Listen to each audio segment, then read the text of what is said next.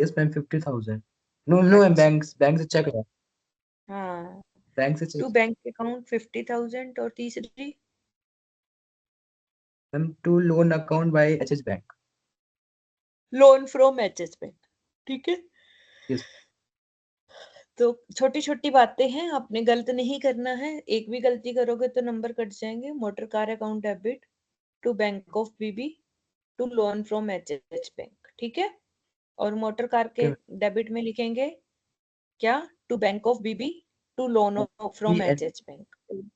ठीक है, bank of Bibi yes. में लिख देंगे हम, क्या लिखेंगे? By motor car.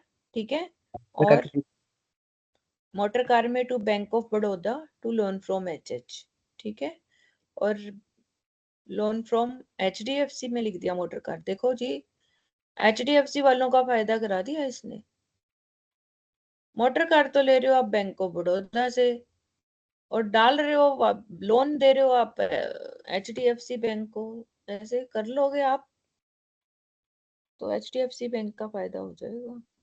यहाँ पर क्या आना चाहिए? Loan from bank of Baroda. क्या आना चाहिए? ये bank of printing Baroda. Mistake है बेटा, इसको ठीक कर लेना। या तो ऊपर बैंक ऑफ बड़ौदा की जगह एचडीएफसी कर लो, या नीचे एच बैंक। अच्छा, एचएच एच बैंक। एच मतलब एचडीएफसी का ही होगा। ठीक है, एच एच ये एचडीएफसी को ही लिख रहा होगा। ठीक है, ओके। अब नेक्स्ट पढ़िए आप। 25 अप्रैल की एंट्री कौन पढ़ेगा? बेअंत कौर, आप पढ़िए। April 25, Vikas and Bhairavi carried out a consulting assignment for a pharmaceutical pharmaceutical pharmaceuticals, pharmaceuticals, pharmaceutical pharmaceutical. हाँ, pharmaceutical and क्यों नहीं raised a बेटा? bill and raised a pharma bill for 10 lakh as consultancy fee. Uh, a pharmaceutical have immediate pharmaceuticals बेटा, pharmaceuticals सी आएगा। pharmaceuticals हाँ, have immediately settled 2,50,000 by way of check, and the balance will be paid after 30 days. The check received is deposited into bank. क्या entry कर रहे हैं अब इसकी? कौन बताएगा? वॉलेंट्री कोई मैम बताएगा एक आप तब में से? बैंक अकाउंट डेबिट होएगा 2,50,000 ਦੇ ਨਾਲ। ठीक है, बिल्कुल ठीक है। ਬਾਕੀ ਦਾ ਜਿਹੜਾ ਬੈਲੈਂਸ ਬਚਦਾਗਾ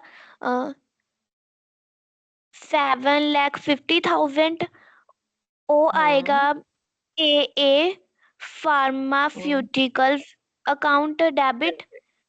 ठीक है, बिल्कुल ठीक है। क्रेडिट में क्या करोगे? To consultancy fee. Yes, very good, clapping. बिल्कुल ठीक बताया आपने। 2,50,000 आपका चेक आ गया, और उसने आगे लिखा है कि चेक हम बैंक में जमा करा रहे हैं, तो बैंक अकाउंट डेबिट। ठीक है, कौन से बैंक में जमा कराओगे? एचएच में कि बीबी में? बीबी में। हाँ, बीबी में, क्योंकि हमारा करंट अकाउंट बीबी में है, तो हम बीबी में जमा कराएंगे। एचएच में तो हमारा लोन अकाउंट है। ठीक है, और 7.5 लाख जो है आपका उधार रह गया अभी, वो बाद में दे देंगे। आपने उनका काम किया है, कंसल्टेंसी फीस किया है, तो आपको ये इसका इनकम है आपकी ये। तो bank of BB 2.5 lakh, a pharmaceutical 7,50,000, और कंसल्टेंसी फी 10 लाख। ठीक है, तो बैंक ऑफ बीबी में हम क्या लिखेंगे? डेबिट में लिखेंगे हम इसको टू कंसल्टेंसी फीस 2.5 लाख, और ए फार्मास्यूटिकल्स में भी हम ऐसे ही लिखेंगे। Avon pharmaceuticals to consultancy fee 7.5 lakh. Consultancy fee में हम लिखेंगे by bank of Baroda and by pharmaceuticals 10 lakh रुपए, 2.5 लाख और 7.5 लाख। नेक्स्ट एंट्री क्या है देखिए, पढ़िए, किसकी टर्न है?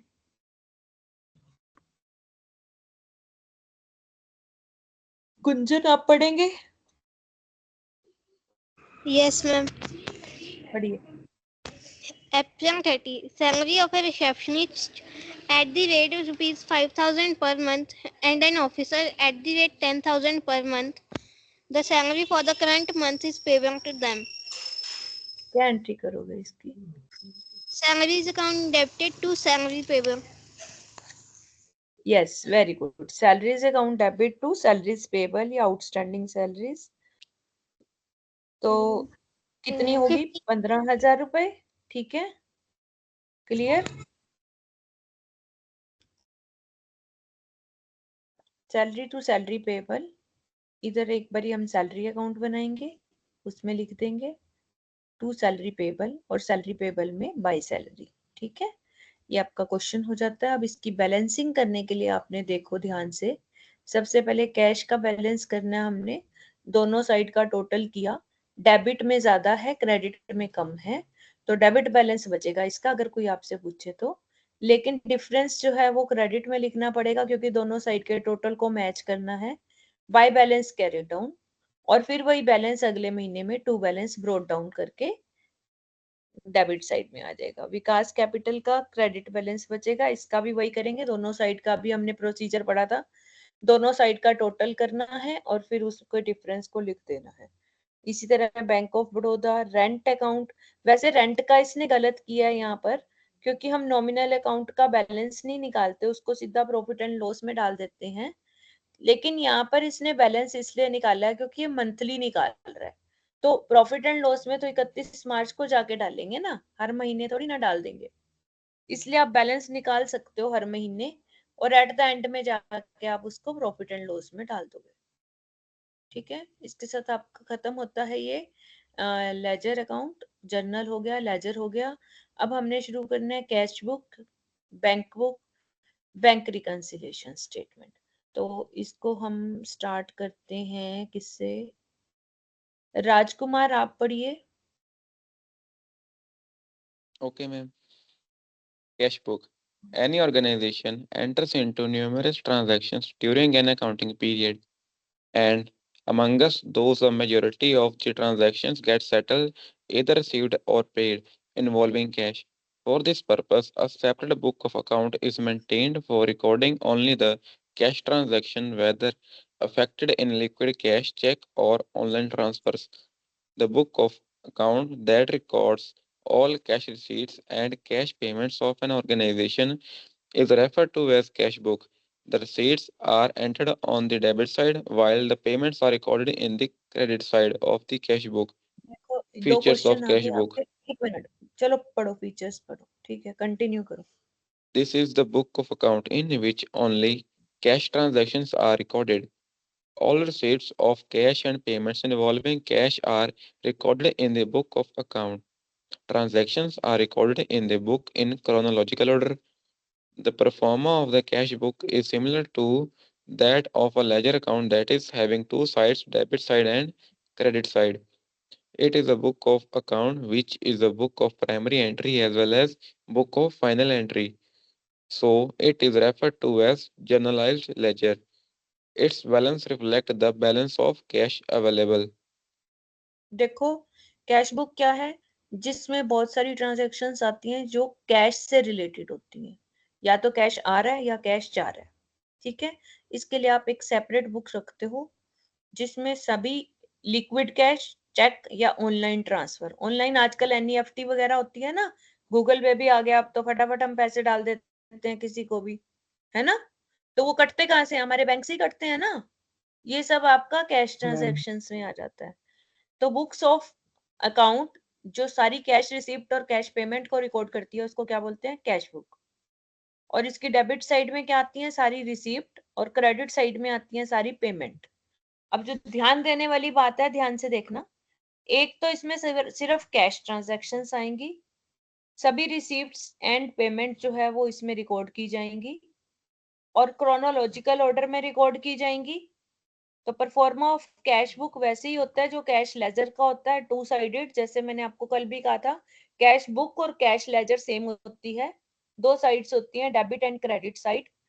अब क्योंकि ये प्राइमरी एंट्री भी है और बुक ऑफ फाइनल एंट्री भी है, क्योंकि कैश कि बुक और अकाउंट सेम होता है, तो इसलिए ये बुक्स ऑफ प्राइमरी एंट्री भी है, बुक्स ऑफ फाइनल एंट्री, यानी जर्नल लेजर एक जैसे हैं सेम, तो इसको हम जर्नलाइज्ड लेजर बोलते हैं।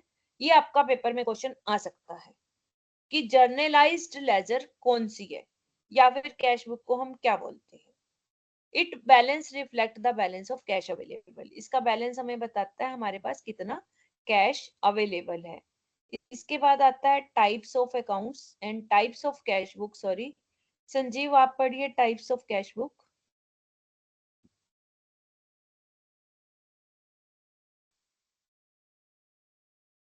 Hello. हाँ जी संजीव, पढ़िए types of cash book.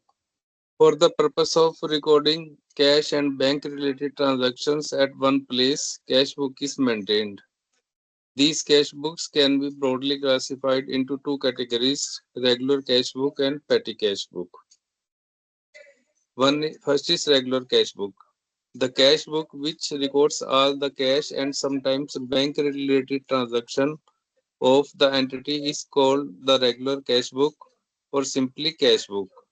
Such cash book can be classified into the following categories based on the number of amount columns maintained on each side of cash book.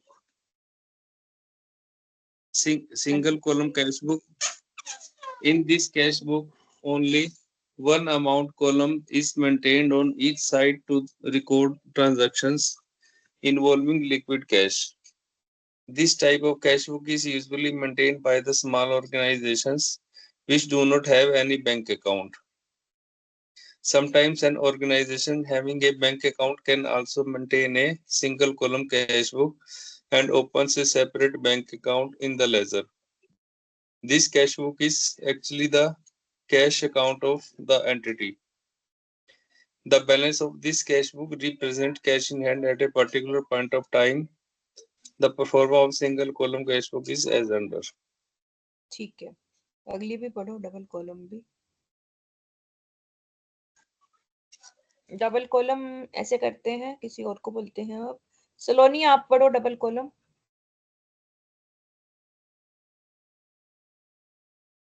Saloni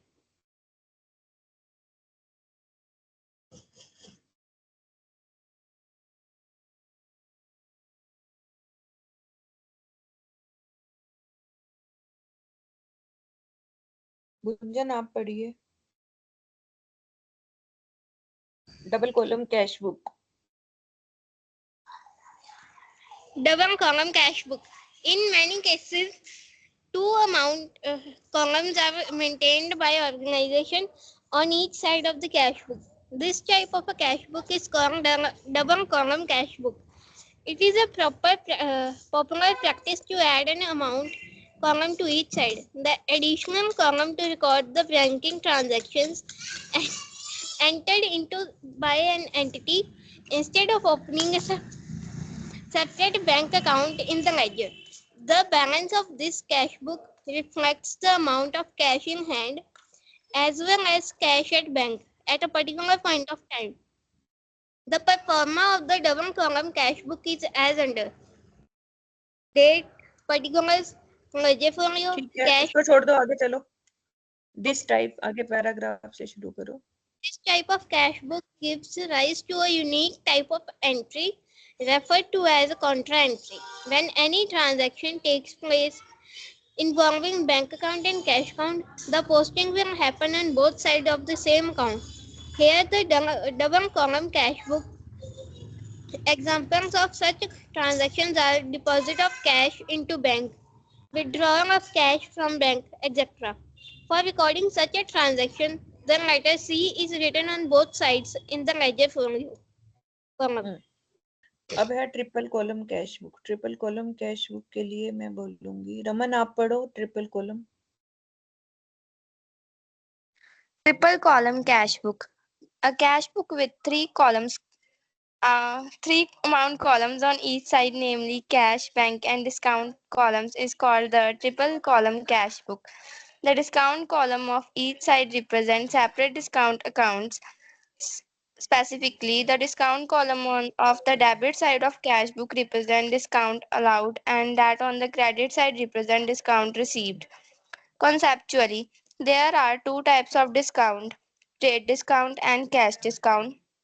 The former discount is allowed by the seller to the buyer for making bulk purchases, while the latter is allowed to encourage the buyer to make prompt payment. Trade discount is never recorded in the books of account. It is the cash discount which is recorded in the discount column of the travel column cash book. Further, it is to be noted that unlike the cash and bank columns, the discount columns are not balanced. Rather, they are transferred to the respective discount accounts in general ledger. To be specific, the total of debit side discount column represents the total discount allowed during a period and it transferred to discount allowed account in the general ledger. While the total of the credit side discount column represents the total discount received during a period and is transferred to discount received account in the general ledger, the performer of the discount column cash book is as under. देखिए हमने कितनी तरह की cash book कर ली। सबसे पहले तो purpose of recording cash and bank related transaction, एक प्लेस पे हमारा बैंक और कैश की सारी ट्रांजैक्शंस आ जाएं एक ही जगह पे, उसके लिए हम कैश बुक बनाते हैं। ठीक है, इन बुक्स को दो तरह में बेसिकली ब्रॉड क्लासिफिकेशन जो कैश की है वो दो है, रेगुलर कैश बुक और petty cash book. Petty cash book हम बाद में पढ़ेंगे, पहले हम रेगुलर कैश बुक पढ़ते हैं। रेगुलर कैश बुक वो होती है जिसमें सारी कैश ट्रांजैक्शंस आती हैं जो रेगुलर बेसिस पे होती हैं, जिसमें हमारी कैश आ रहा है तो वो डेबिट साइड जाएगा, जा रहा है तो वो क्रेडिट साइड जाएगा। फिर फर्दर क्लासिफिकेशन है रेगुलर कैश बुक की on the basis of column maintained on each side. एक साइड अगर एक कॉलम है तो वो सिंगल कॉलम कैश बुक आती है और उसमें सिर्फ कैश की एंट्रियां होती हैं और कोई एंट्री नहीं होती लिक्विड कैश की। अगर कैश आपका आ रहा है तो वो डेबिट में आएगा, जा रहा है तो वो क्रेडिट में आएगा।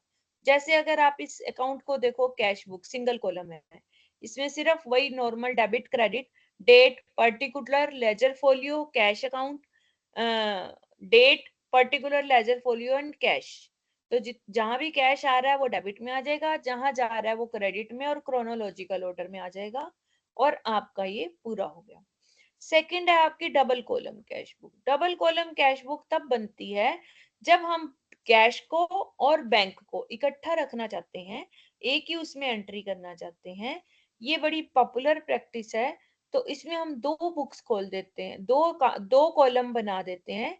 एक साइड में जहाँ कैश आ रहा था उसके साथ ही हमने बैंक बना दिया, डेबिट में भी क्रेडिट में भी दो कॉलम बना दिए, एक कॉलम की जगह बैंक का कॉलम हमने अलग कर दिया ताकि हमें पता चल जाए बैंक की एंट्रीज कौन सी हैं और कैश की एंट्रीज कौन सी हैं। लेकिन इसमें एक यूनिक चीज होती है जो बाकियों से डिफरेंट होती है, वो ये होती है कि कॉन्ट्रा एंट्री आ जाती है। कॉन्ट्रा एंट्री का मतलब होता है जिसमें बैंक और कैश दोनों इन्वॉल्व हों और दोनों को ही हम एक ही जगह पे डाल रहे हैं, तो वो कॉन्ट्रा एंट्री होती है। फॉर एग्जाम्पल, आपने कैश बैंक में जमा कराया तो एंट्री आएगी bank account debit to cash, तो बैंक भी यहीं पर ही है, कैश भी यहीं पर ही है और दूसरी जगह तो हमने जाना ही नहीं है। तो उसके अंदर लेजर फोलियो में उसके सामने हम क्या वर्ड लिखेंगे? सी। क्या वर्ड लिखेंगे? हाँ जी बोलिए। सी और सी किस चीज को डिनोट करेगा? सी means Contra entry.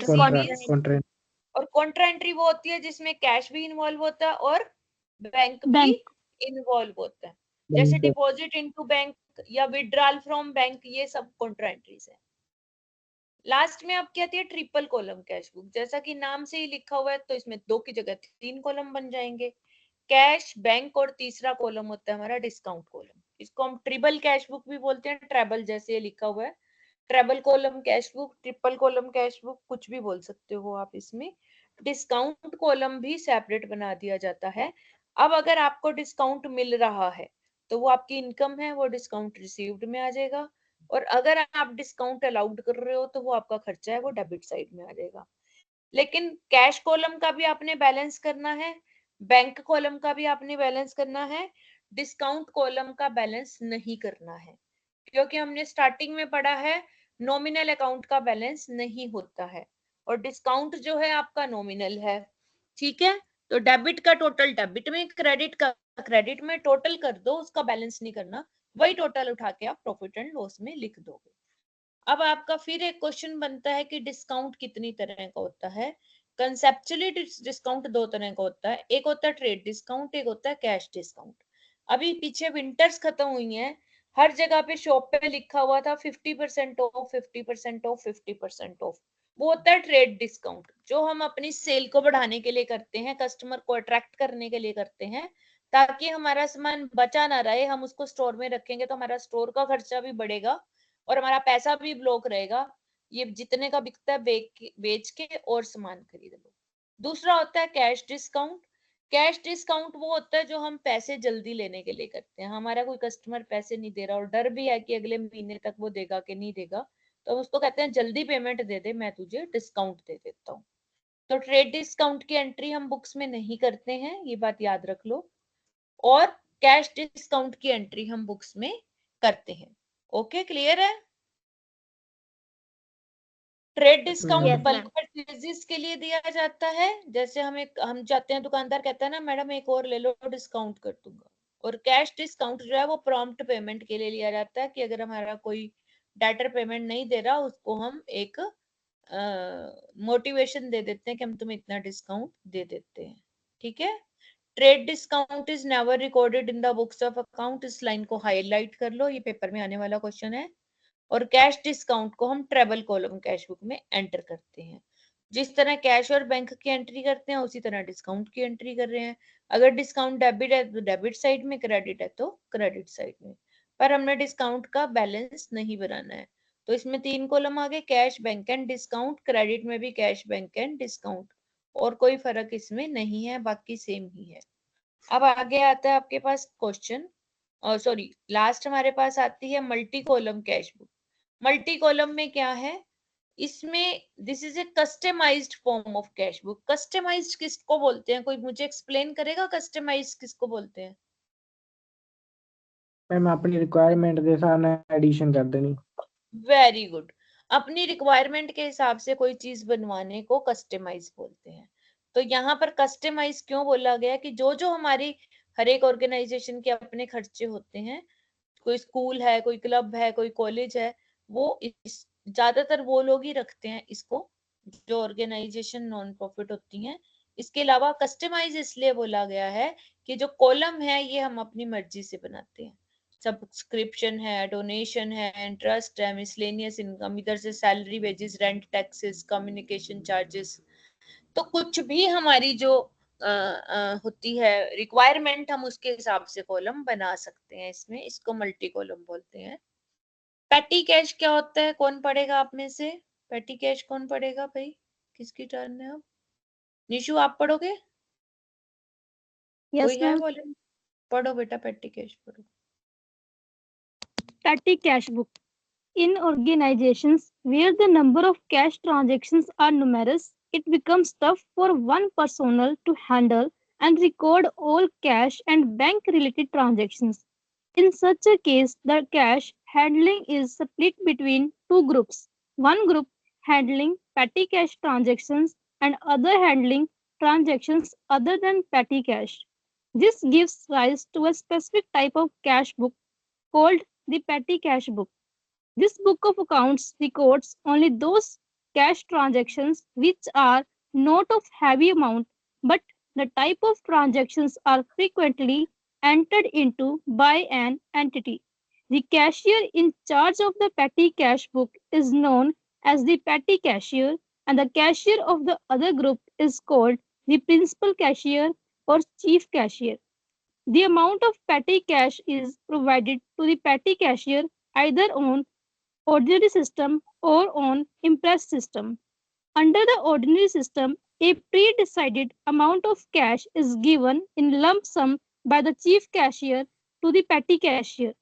When the entire amount of petty cash gets spent, the petty cashier submits the detail of petty expenditures to the chief cashier for review and reimbursement.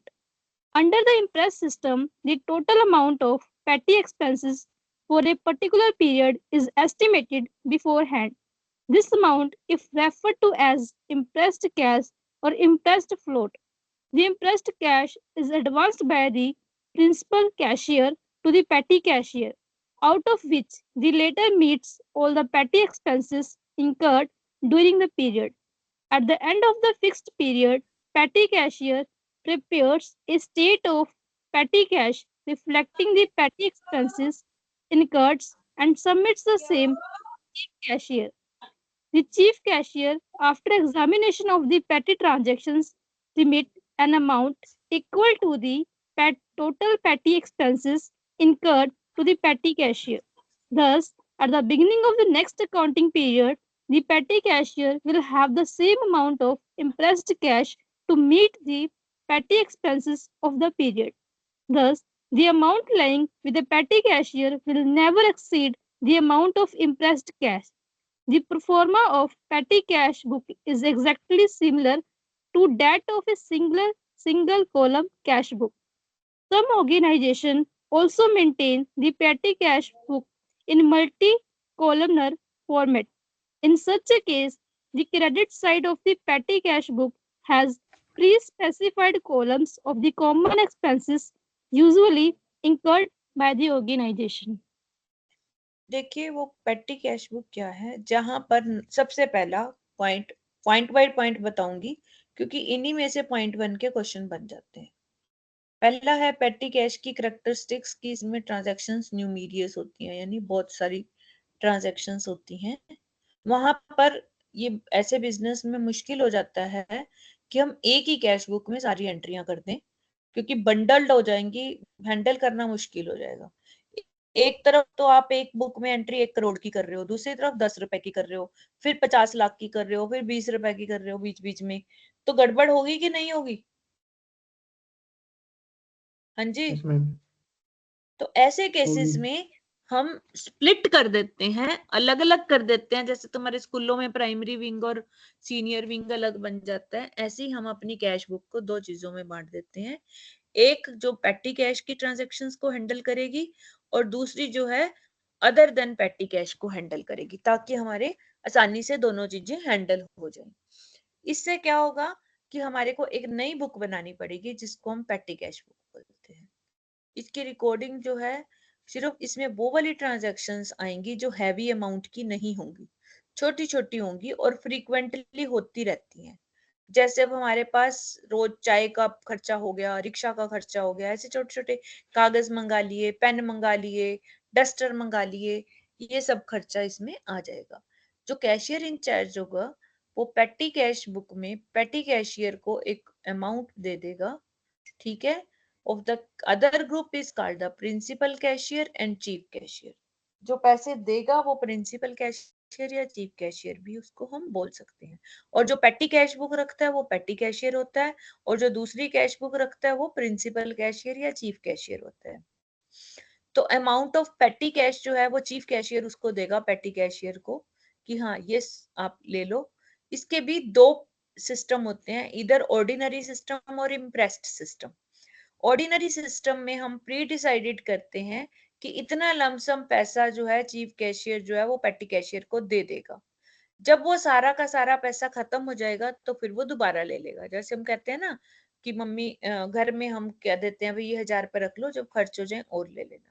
तो ऐसा कोई फिक्स अमाउंट नहीं होता है, दे दिए, जब वो खत्म होगी उसकी डिटेल्स दे देगा और फिर वो और पैसे उससे ले लेगा, रिम्बर्स कर लेगा। लेकिन अंडर द इम्प्रेस्ड सिस्टम जो है वो पर्टिकुलर पीरियड के लिए पहले ही एक फिक्स अमाउंट दे देता है। जैसे 20,000 रुपए दे दिए मान लो पूरे महीने के, तो दिस अमाउंट को क्या बोलते हैं? इम्प्रेस्ड कैश या इम्प्रेस्ड फ्लोट। तो पेपर में आपके पास आ सकता है, what do you understand by impressed cash, और इम्प्रेस्ड फ्लोट भी इसको बोलते हैं। ये वर्ड याद कर लेना, क्योंकि पेपर में कंफ्यूजिंग के लिए सिर्फ वर्ड गेम भी खेली जा सकती है। इम्प्रेस्ड फ्लोट लिख देंगे और तुम सोचते रहोगे ये हुआ क्या। इम्प्रेस्ड कैश जो है वो एडवांस होता है जो प्रिंसिपल कैशियर देता है पेटी कैशियर को, ताकि वो अपने छोटे छोटे खर्चे कर ले। At the end of the period क्या करता है पेटी कैशियर? वो अपने जितने भी खर्चे होते हैं उसके बिल सबमिट कर देता है चीफ कैशियर को, और चीफ कैशियर वो पैसे उसको दोबारा उतने और लौटा देता है ताकि नेक्स्ट पीरियड के बिगिनिंग में उसके पास फिर वही अमाउंट हो जाए जो पिछले महीने के स्टार्टिंग में था। जैसे मान लो आपका इंटरेस्ट है 10,000 का, 10,000 दे दिए 1 तारीख को आपको, एट द एंड आपने अपने बिल सबमिट किए और आपका खर्चा हुआ उसमें से 8,000, तो आपको 8,000 और मिल जाएंगे ताकि अगली 1 तारीख को फिर आपके पास 10,000 रुपए हो पूरा महीना चलाने के लिए। क्लियर है ये चीज? Yes ma'am. Thus, the amount lying with petty cashier will never exceed the amount of impressed cash. अब ये भी आपका MCQ आ सकता है कि क्या कभी पेटी कैशियर के पास इम्प्रेस्ड कैश से ज्यादा पैसा हो सकता है? तो आंसर आएगा नो। ठीक है। द परफॉर्म ऑफ, हाँ जी ma'am, difference between ordinary system and impress system. देखो बेटा, मैं अभी आपको बताती हूँ। अब आप अपने घर पे आ जाओ और मान लो आपके पापा आपके मम्मा को घर का खर्चा देते हैं, ठीक है। एक तरीका तो ये है कि उन्होंने 2,000 रुपए पकड़ाए कि ये लो, ये घर का खर्चा कर लो, चाहे वो 1 दिन में खत्म हो चाहे 2 दिन में खत्म हो गए। फिर मम्मा कहेंगे कि 2,000 खत्म हो गए जी, और पैसे दे दो। फिर वो 4,000 दिए, वो खत्म हो गए, फिर और दे दो। ये तो है ऑर्डिनरी सिस्टम। ठीक है, क्लियर? ओके। अब इम्प्रेस्ड सिस्टम क्या है कि पापा ये कहते हैं कि देख, मैंने तेरे को 10,000 रुपए दे दिए पूरे महीने के, अपना खर्चा चला लो। ठीक है। अब 1 तारीख को 10,000 मिले, 30 तारीख को 8,000 रुपए खर्च हो गए। मम्मी कहती है भी पिछले महीने के, हर महीने 10,000 देने हैं 1 तारीख को पापा ने। मम्मी कहती है भी पिछले महीने 8,000, पापा पूछेंगे अभी क्या बना, 10,000 दिए थे, तो मम्मी कहेगी 8,000 खर्च हो गए, 2,000 रुपए हैं। पापा कहेंगे लो 8,000 और ले लो अगले महीने के लिए, 10,000 फिर से हो गए। ठीक है। अगले महीने मान लो आपके 7,000 खर्च हुए या 9,000 खर्च हुए, फिर एट द एंड पापा पूछेंगे तो मम्मी कहेगी 1,000 बचे हैं, तो कहेंगे लो 9,000 और ले लो। यानी कि हर 1 तारीख को मम्मी के हाथ में 10,000 होने ही चाहिए। दैट इज पेटी कैश, इम्प्रेस्ड सिस्टम। ठीक है, yes ma'am. Yes ma'am. Clear हो गया आप? Yes ma'am. आप अब यहाँ देखो वही चीज आ रही है। दस at the beginning of the next accounting period पेटी कैशियर के पास सेम अमाउंट होगा और उस सेम अमाउंट को इम्प्रेस्ड कैश बोलते हैं। जैसे अभी मैंने 10,000 कहा घर के लिए, तो उसको हम इम्प्रेस्ड कैश बोलेंगे। क्या बोलेंगे? इम्प्रेस्ड कैश, ताकि वो घर के छोटे छोटे खर्चे उसमें से होते रहें। ठीक है। लेकिन मम्मा के पास 10,000 से ऊपर कभी नहीं होंगे, क्योंकि वो इम्प्रेस्ड कैश से ऊपर कभी नहीं होगा पैसा, उससे ज्यादा देंगे ही नहीं। ठीक है। The performa of petty cash book is exactly similar to that of a single column cash book. हम इसको सिंगल कॉलम भी बना सकते हैं, मल्टी कॉलम भी बना सकते हैं। लेकिन मल्टी कॉलम सिर्फ क्रेडिट साइड पे आएंगे, डेबिट साइड पे तो एक ही कॉलम आएगा, क्योंकि उसको और कहीं से पैसे नहीं मिलने, एक ही जगह से मिलने हैं, चीफ कैशियर से। खर्चे हम चाहे 10 जगह कर दें, मम्मी खर्चे कहीं भी दे, सब्जी वाले को दे, दूध वाले को दे, कभी स्वीपर को दे, इधर दे उधर दे, आने तो एक ही जगह से है ना, वापस से। समझ आई? तो डेबिट साइड में एक ही कॉलम होगा, क्रेडिट साइड में आप मल्टी कॉलम बना सकते हो। ठीक है। अब आगे एग्जांपल है हमारे पास, ट्रिपल कॉलम कैश बुक हमने बनाना है। ट्रिपल कॉलम में कौन कौन से कॉलम थे हमारे पास? कैश, हाँ जी, बैंक, डिस्काउंट। हाँ, कैश, बैंक और डिस्काउंट। तो अब देखो, ओपनिंग बैलेंस है आपके पास कैश का भी और बैंक का भी। ठीक है।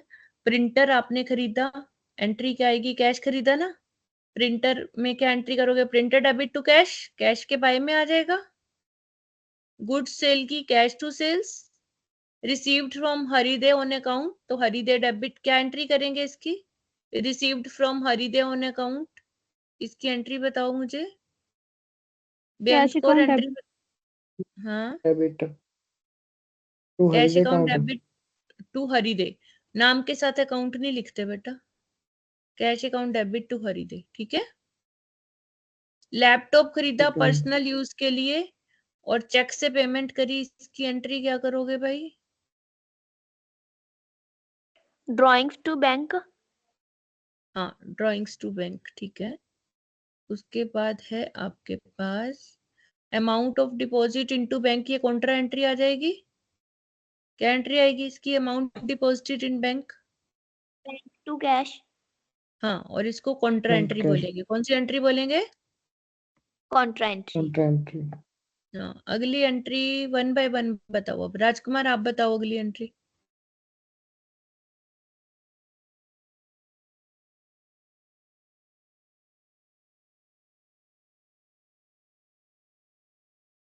राजकुमार नहीं है।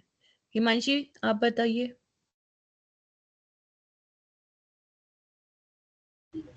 Yes ma'am, next entry amount 17 March deposit वाली मैम। नहीं, 17 मार्च की। Okay ma'am. Mister Sen settled his account against a gross claim of हम इसकी एंट्री करनी है। हाँ, एंट्री करनी है। क्या एंट्री आएगी इसकी?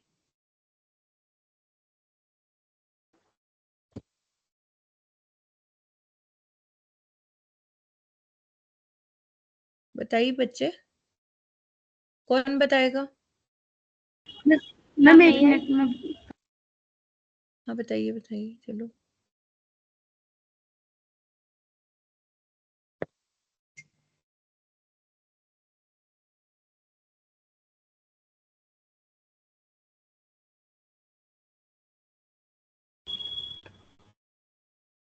मैम सेटल किया अकाउंट उसका, तो मिस्टर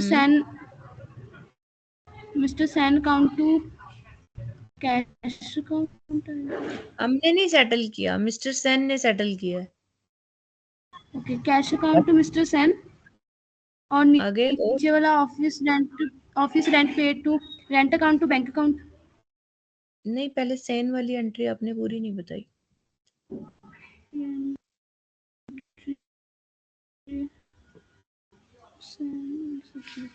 ग्रोस क्लेम कितना था हमारा? 24,500 का। वो दे कितना रहा है हमें? दे कितने रहा है? तो क्या एंट्री आएगी? 24,000। Cash account debit 24,000, 24,000 discount account debit. Cash account yes 500 तो डिस्काउंट में डिस्काउंट, जाएगा और आप डिस्काउंट खा गए थे ना, तभी तो एंट्री पूछी थी मैंने। Cash withdraw from bank for personal use, बताइए क्या एंट्री करेंगे? Drawings account to cash account.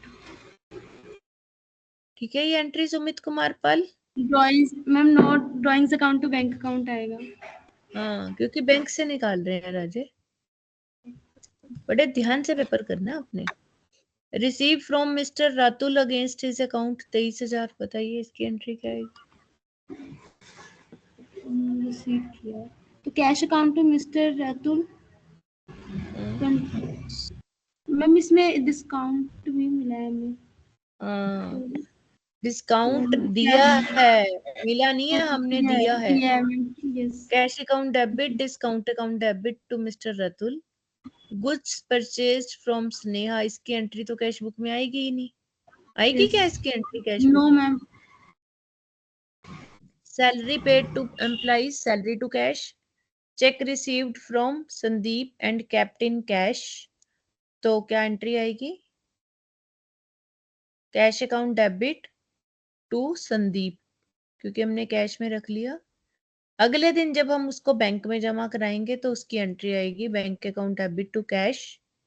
Bank charges entry आ रही है, बैंक चार्जेस टू बैंक। और इंटरेस्ट रिसीव्ड के लिए बैंक डेबिट टू इंटरेस्ट। ठीक है, ये डिसऑनर हो गया इसका चेक, तो इसके लिए हम एंट्री करेंगे संदीप डेबिट टू बैंक। और फुल सेटलमेंट में हमने पे किया 24,000 की जगह, ये स्नेहा से गुड्स परचेज की थी ना 24,000 की, उसको 23,700 पे किए। Sneha debit to cash to discount. ठीक है, क्लियर हो गई ये बात?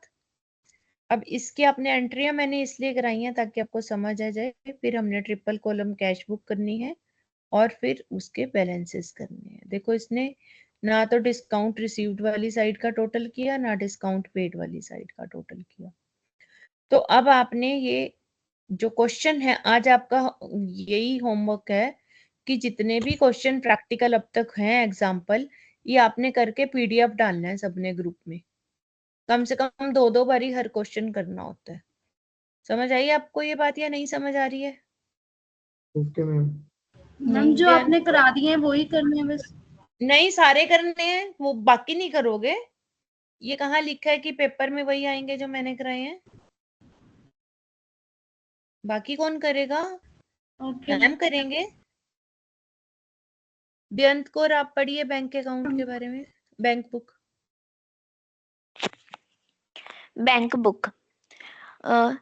Dividing from the traditional method of keeping an additional column for bank transaction in a double and triple column cash book, today organizations keep a separate subsidiary book similar to cash book to record all receipts and payment made through the bank. This is known as bank book or bank journal. Usually big companies maintain this book where the volume of bank transactions is very high. Small business may still continue to record their bank transactions along with the cash book in an additional column. Similar to a single column cash book, a bank column consists of two sides, receipt side and payment side. Receipts are debit and payments are credited in the bank book. Maintaining a bank book or bank journal helps to aid the process of bank reconciliation. It also helps to decrease the chances of missing entries or any mistake.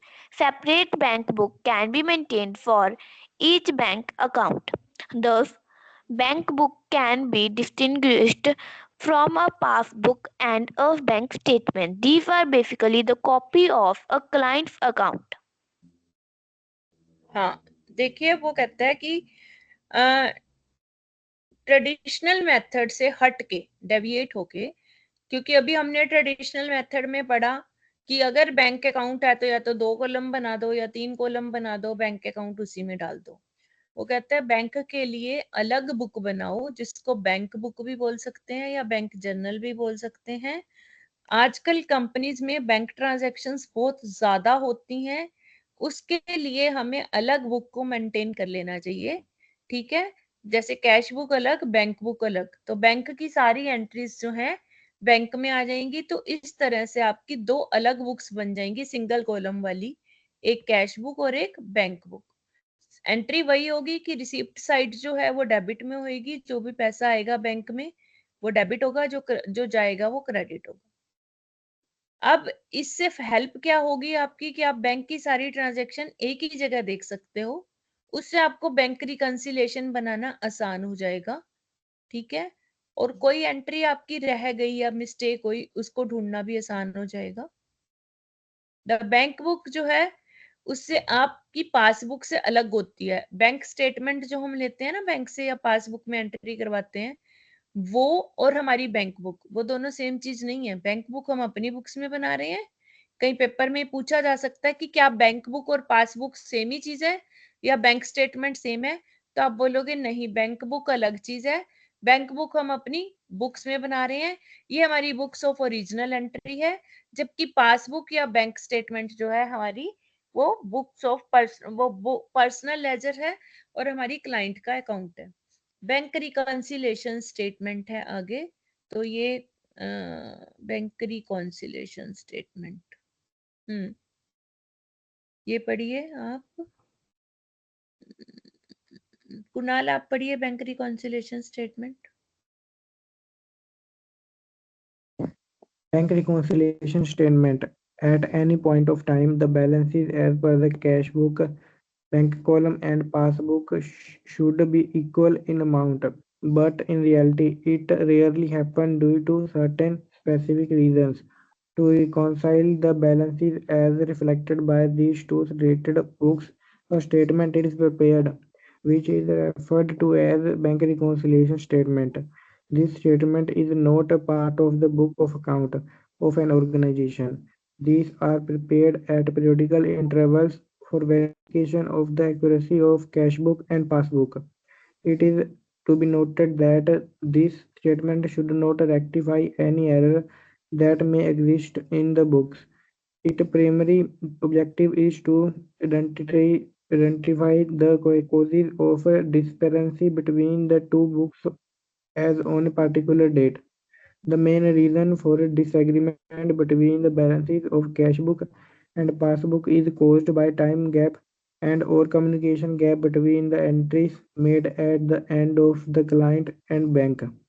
Some of the common transactions which cause the disagreement between the cash book and passbook are check issued but not presented at bank, check deposit in bank but not yet collected, amount deposited directly in bank by other parties, incidental charges, interest on overdraft, etc. debited by bank, interest on deposit credited by bank, dishonor of check deposited, clerical errors made in recording of transaction, etc. It is worth mentioning at this point that in this technologically advanced era of many above-mentioned clauses of disagreement has been done away with the emergence of digital transaction. Yes देखिए, वो कहता है कि किसी भी point of time पे हमारा cash book में जो बैलेंस दिखा रहा है बैंक कॉलम में और जो हमारी बैंक की पासबुक होती है उसमें दोनों में सेम होना चाहिए, सेम होना चाहिए ना। Yes, ma'am. लेकिन रियलिटी में ऐसा नहीं होता है, उसके कुछ रीजंस होते हैं। तो उनको ढूंढने के लिए हम एक स्टेटमेंट बनाते हैं जिसको हम बैंक रिकंसिलिएशन स्टेटमेंट बोलते हैं। ये स्टेटमेंट हमारी बुक्स ऑफ अकाउंट्स का पार्ट नहीं है, जो हमारी अभी हमने बुक्स पढ़ी ऊपर उसका ये पार्ट नहीं होता है, बट हमें पीरियोडिकल इंटरवल्स पर बनाना पड़ता है ताकि हमारी पासबुक और कैश बुक की एक्यूरेसी बनी रहे, कुछ गलती ना हो। अगर ये दोनों रेक्टिफाई ना की जाए या एरर को ठीक ना किया जाए तो वो चलती रहेगी। तो प्राइमरी ऑब्जेक्टिव जो है इसका बनाने का बैंक रिकंसिलिएशन स्टेटमेंट का, वो ये है कि हमें कॉजेस पता हो कि क्यों दोनों में डिफरेंस आ रहा है और हम उस कॉजेस को ठीक कर सकें। तो मेन रीजन यही है कि कुछ कॉजेस होते हैं जिसमें टाइम गैप की वजह से आ सकते हैं, कम्युनिकेशन गैप की वजह से आ सकते हैं, हमने उनको ढूंढना है और ठीक करना है। अब रीजंस कौन से होते हैं कि पासबुक और कैश बुक मैच नहीं करती? पहला रीजन है check issued but not presented for payment. मैंने आपको एक चेक दे दिया कि ये लो, ये चेक ले लो बेटा, आपकी पेमेंट देनी है मैंने, या आपने मुझे दे दिया, कुछ भी समझ लो, और हमने वो चेक लेके अपने घर रख लिया, उसको बैंक में दिया ही नहीं। तो क्या बैंक, चेक का मतलब क्या होता है? अगर मैं आपको चेक देती हूँ इसका मतलब बैंक मेरे खाते से पैसे काट के आपके खाते में डालेगा, Yes, ma'am. ठीक है? और मैंने वो चेक बैंक, आपने वो चेक बैंक को ही नहीं दिया, अपने बैंक को। तो जब तक आप वो चेक अपने बैंक को दोगे नहीं तो आपके बैंक को कैसे पता चलेगा कि मेरे अकाउंट से पैसे कटवा के आपके बैंक में डालने हैं? तो वो तो मेरे अकाउंट में ही पड़े रहेंगे जब तक निकलेंगे, आप नहीं निकलवाओगे तो। ठीक है? Yes, ma'am. दूसरा है कि आपने चेक बैंक में तो दे दिया पर बैंक वाले ही भूल गए, अभी उन्होंने कलेक्ट नहीं किया मेरे से पैसा, तो भी डिफरेंस आता रहेगा। तीसरा है कि मान लो किसी ने मेरे पैसे देने हैं या आपके किसी ने पैसे देने हैं और वो डायरेक्ट चुपचाप जाके आपके अकाउंट में पैसे जमा कर देता है और आपको पता ही नहीं है, आपके पास कोई इन्फॉर्मेशन ही नहीं है, तो आप अपनी कैश बुक में उसकी एंट्री नहीं कर पाओगे ना। Yes, ma'am. ठीक है? इसी तरह बैंक ने अपने कोई चार्जेस काट लिए आपके अकाउंट से, जैसे आजकल एसएमएस के चार्जेस भी कटते हैं, बैंक ने इंटरेस्ट काट लिया, ओवरड्राफ्ट का इंटरेस्ट काट लिया आपका, और आपको नहीं पता है बैंक चार्जेस काट लिए, तो डिफरेंस रहेगा दोनों में, Yes, क्योंकि ma'am. आपने तो उसकी एंट्री की नहीं। इसी तरह बैंक ने आपको इंटरेस्ट क्रेडिट कर दिया, दे दिया, आपका पैसा खूब पड़ा है बैंक के पास, उसने आपको उसके ऊपर ब्याज दे दिया और आपको नहीं पता है। कोई चेक आपने बैंक में जमा कराया था, वो डिसऑनर हो गया, क्लैरिकल एरर होगी रिकॉर्डिंग में, ठीक है? कस्टमर से भी हो सकती है, बैंक से भी हो सकती है, या फिर कोई हमने स्टैंडिंग इंस्ट्रक्शंस दी हुई हैं बैंक को। स्टैंडिंग इंस्ट्रक्शंस क्या होती हैं? मान लो आपकी स्कूल की फीस जाती है या कोई हमारी एलआईसी की प्रीमियम जाती है या मेरी कार की प्रीमियम जाती है। मैंने अपने बैंक को इंस्ट्रक्शंस दे रखी हैं कि हर साल हर महीने जो भी मैंने इंस्ट्रक्शन जो इतना पैसा जो भी मेरा बिल आएगा, जो भी मेरी LIC की प्रीमियम है, आपने पे करना है। मैंने इंस्ट्रक्शंस दे दी तो बैंक तो पे कर ही देगा।